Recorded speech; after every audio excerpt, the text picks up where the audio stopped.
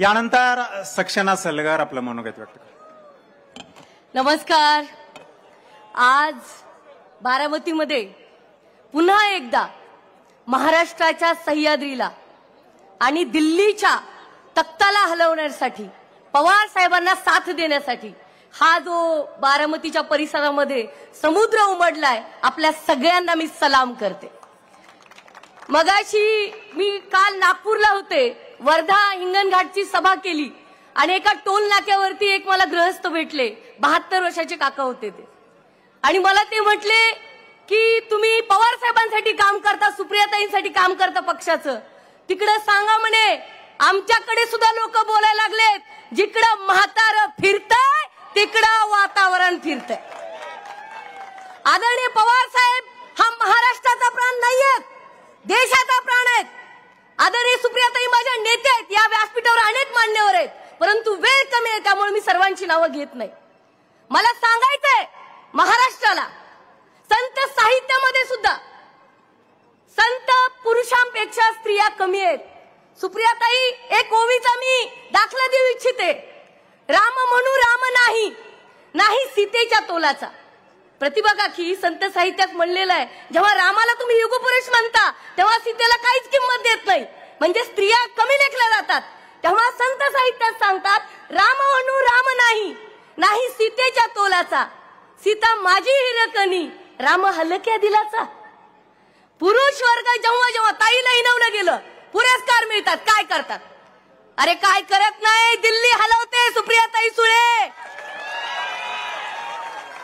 आणि लक्षात घ्या, हे येड्या गबाळ्याचं काम नाहीये, 545चं भरणं आहे तिथे, पण एकट्या पठ्ठ्या सुप्रियाताई सुळे दिल्ली हलवतात। हेच ते अमित शहा आणि मोदींना नकोय का? पवार साहेबांवरतीच बोलतात।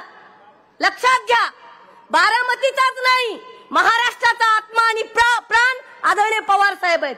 मला लोक म्हणले कस काय तुम्ही त्यांच्या पक्षात एवढं जीवाच्या अंतकरणातून ओरडता? मला एक ओळ आठवली, पवार साहेबांना बघितलं की आठवते। राहुरीमध्ये थकले होते, 4थी सभा होती त्यांची, आणि एकदम थकले होते, तोंडातून असं गरम थोडंसं येत होतं, तरी सुद्धा मला आदरणीय प्राजक्तदादा तनपुरे त्यांचे वडील बसले होते, मला त्या सभेला आवर्जून बोलवलं होतं तनपुरे कुटुंबीय आणि राहुरीच्या लोकांनी। तेव्हा पवार साहेब उठलेले, थांबले, मागे वळले आणि म्हणले अरे ही सक्षना आलेली आहे, हिला बोलू द्या।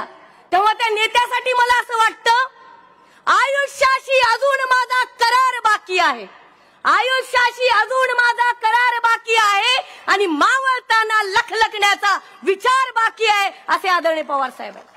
आणि बारामतीकरांनो, तुमचं नशीब आहे की पवार साहेब या मातीत जन्माला आलेले आहेत, कुठला वारसा नाहीये।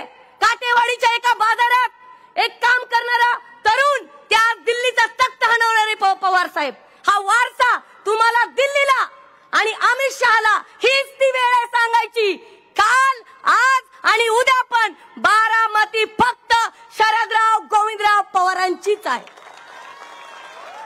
आणि राहणार। यांना कुणी हरवू शकत नाही। आमदार कमी जास्त येतील, सत्ता तर येणारच आहे, कारण कोल्हापूरचा बॅनर आमच्या मराठवाड्यात फिरतंय, सुजल्यावर कळतं पवार साहेबांनी मारलं कुठं।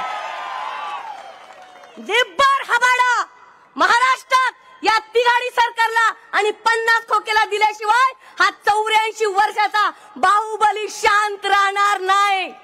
तुम देखना आंखों से। योगेंद्र दादा, सुप्यामध्ये एक मी आता तिकडून येत होते तेव्हा ते मुलं म्हणत होते, जसं इथं बॅनर दिसतंय पवार साहेबांचं, आकाशात चंद्र आणि बारामतीत फक्त युगेंद्र।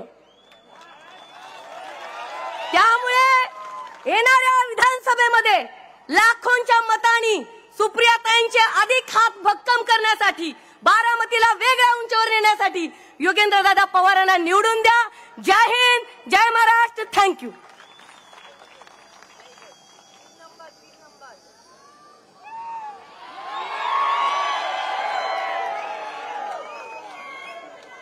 सर्वांना राम राम, सलाम अलैकुम, जय शिवराय, जय भीम, जय जिनेंद्र, जय मल्हार, जय ज्योती, जय क्रांती, जय सेवालाल, जय बसवांना।